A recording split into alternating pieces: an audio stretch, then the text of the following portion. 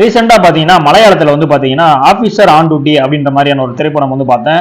உண்மையிலே வந்து ரொம்பவுமே வந்து இம்ப்ரெசிவா இருந்துச்சு. இதுக்கு முன்னாடி இது மாதிரி படம் பார்த்திருக்கியா அப்படின்னு கேட்டா, இதுக்கு முன்னாடி தமிழ்ல ரிலீஸ் ஆன ராட்சசன் படம் பார்க்கும்போது ஒரு என்ன ஃபீல் வந்துச்சோ அந்த ஃபீலை வந்து அப்படியே கொடுத்திருந்தாங்க. படம் பார்க்கும் போதே வந்து நம்மளுக்கே வந்து ஒரு பயமா, ஒரு த்ரில்லா, ஒரு இன்வெஸ்டிகேஷன் பண்ற மாதிரியான ஒரு படமா வந்து கொடுத்திருந்தாங்க.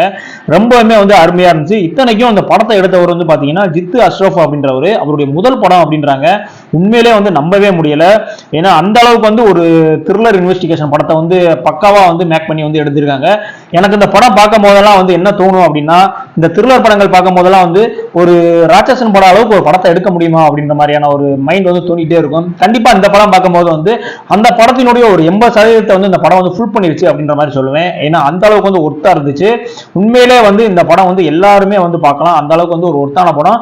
இதை விட ஒரு சூப்பரான விஷயம் என்ன அப்படின்னு வந்து பாத்தீங்கன்னா, இந்த படம் வந்து தமிழ் டப்லயே வந்து அவைலபிளா இருக்கு. ஸோ கண்டிப்பா வந்து இந்த வீக்கெண்ட்ல இந்த படத்தை டவுன்லோட் பண்ணி பாருங்க.